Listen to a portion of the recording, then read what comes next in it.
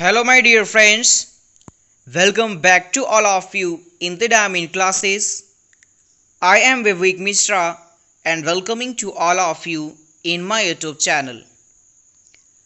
So, my dear friends, today we are going to discussing about the first chapter of class 11th named The Portrait of a Lady, written by Khushwant Singh. तो चलिए फटाफट से शुरू करते हैं।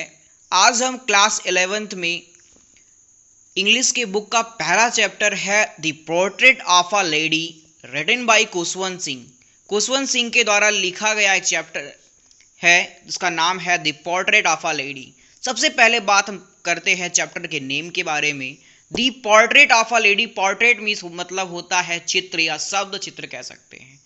लेखक के द्वारा एक कल्पना की गई है, इमेजिन की गई है, उसको आप कह सकते हो कि क्या है, एक शब्द चित्र या सीधी शब्दों में कह सकते हैं the portrait of a lady, एक महिला का चित्र। ओके, अभी जो कि खुशवंत सिंह द्वारा लिखा गया है। और जो लेडी है वो कौन है, इसके बारे में पहले हम डिस्कस करते हैं। खुशवंत सिंह की ग्रैंड मदर है जिसके बारे में यहाँ पर इस चैप्टर में पूरा डिस्कशन हुआ है। In this chapter, we are going to discuss the relationship between Khushwant Singh and his grandmother। हम यहाँ पर इस चैप्टर में खुशवंत सिंह और ग्रैंड मदर के बीच में जो भी रिलेशन था उन्होंने इस चैप्टर में पूरा बताया है, उसी के बारे में हम एक्सप्लेनेशन करने चल रहे हैं। तो चलिए फटाफट से शुरू करते हैं इस वीडियो को। और शुरू करने से पहले अगर आप मेरे चैनल पर पहली बार आए हो तो वीडियो को करना लाइक और फटाक से शेयर करना अपने फ्रेंड्स के साथ जिसको इस वीडियो की ज़रूरत है। तो चलिए फटाफट से शुरू करते हैं अपना चैप्टर। चलिए, ये है आपका चैप्टर और यहाँ से शुरुआत होती है। My grand mother like everybody's grand mother. My grand mother like everybody's grand mother was an old women.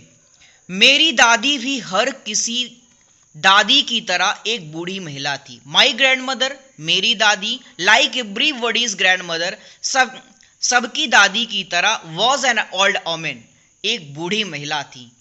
She had been old and reckoned for the 20 years।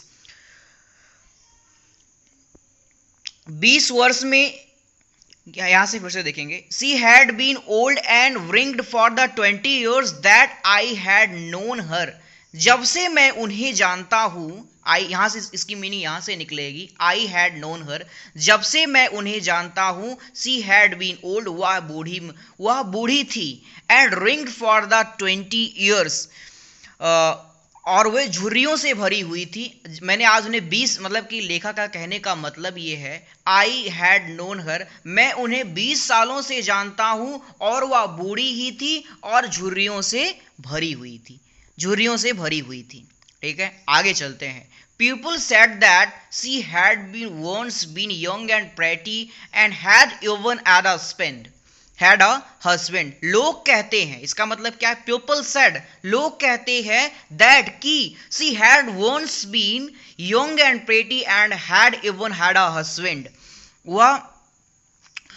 लोग कहते हैं कि वह कभी युवती थी और सुंदर थी। She had been once been young, वह कभी युवती थी, कह सकते हैं नौजवान थी, एंड प्रेटी और सुंदर थी, and had even had a husband, और उनका पति भी था। आगे चलते हैं अगली लाइन पे। But that was hard to believe, लेकिन इस पर विश्वास करना मुश्किल था। But that was hard to believe, but इस पर विश्वास करना मुश्किल था।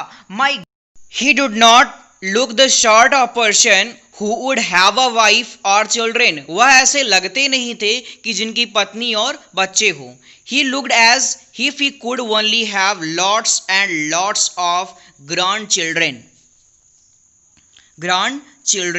ठीक है, इसकी अर्थ क्या होगा, फिर से सुनना। He looked as if he could only have lots and lots of children।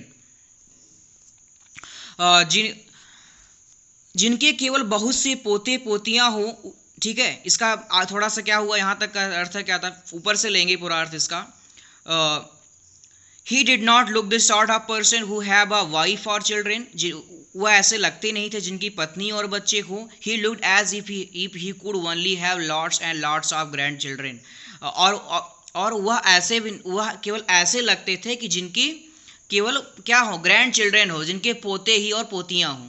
ठीक है, आगे लाइन में आते हैं.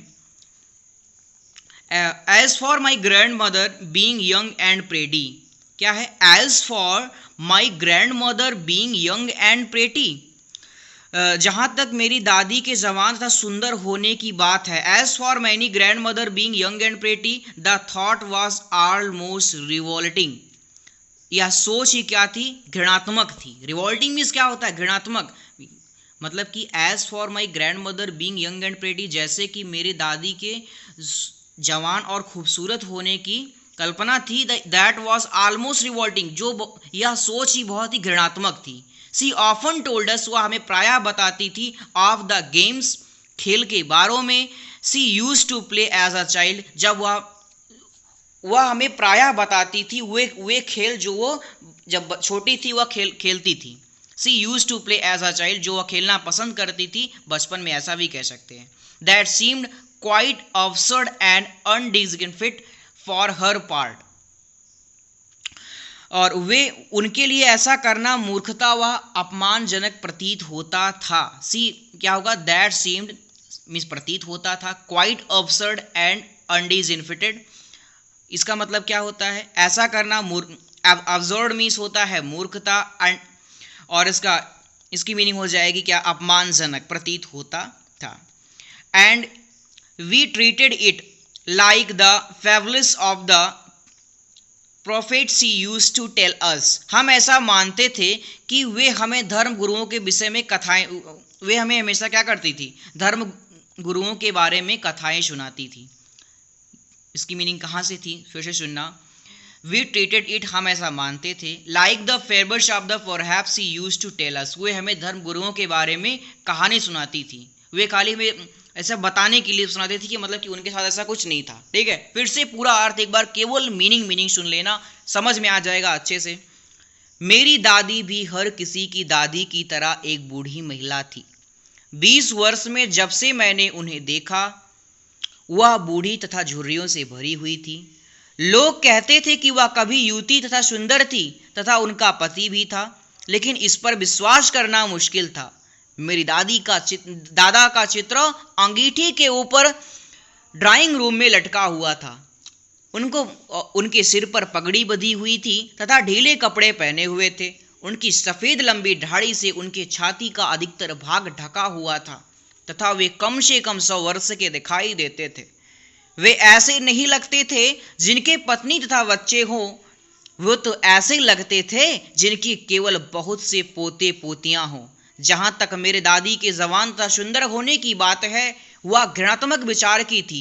वे हमें बताती थी कि बचपन में वे क्या खेल खेलती थी.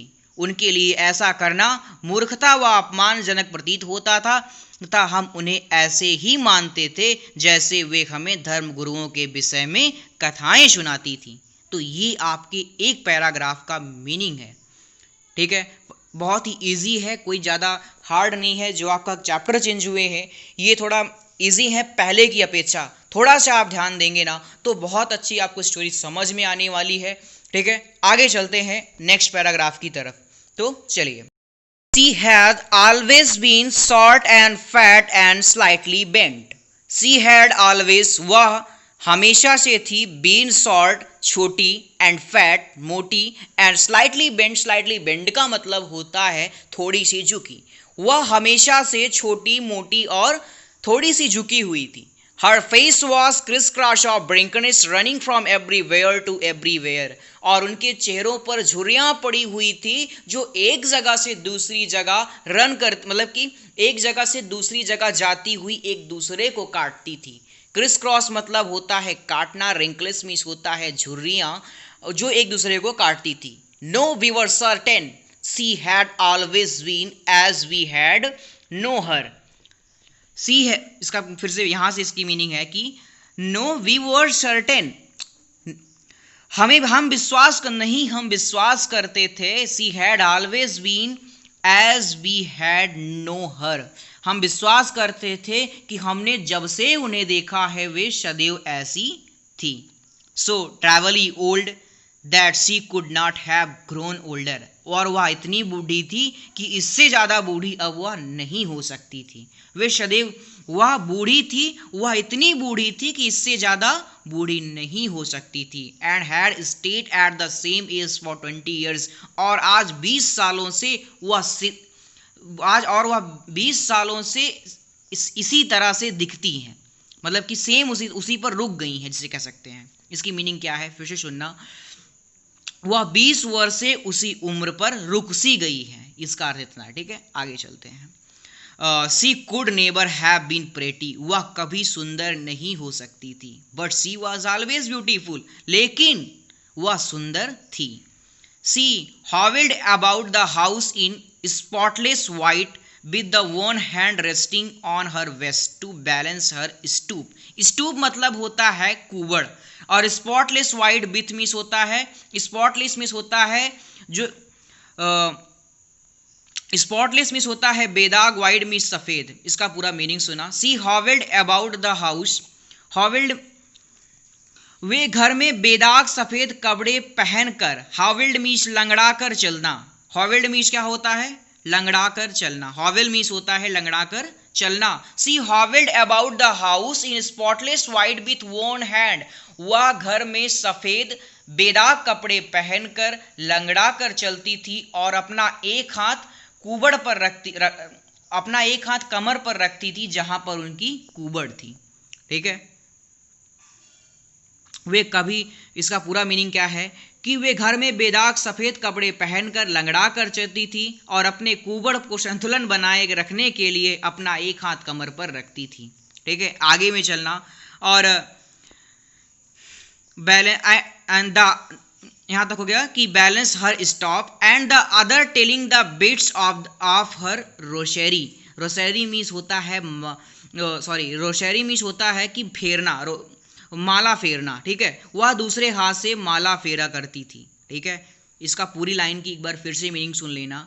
क्या है कि वे घर में बेदाग सफ़ेद कपड़े पहनकर लंगड़ा कर चलती थी, अपने कुबड़ का संतुलन बनाए रखने के लिए अपना एक हाथ कमर पर रखती थी और वह दूसरे हाथ से माला फेला करती थी।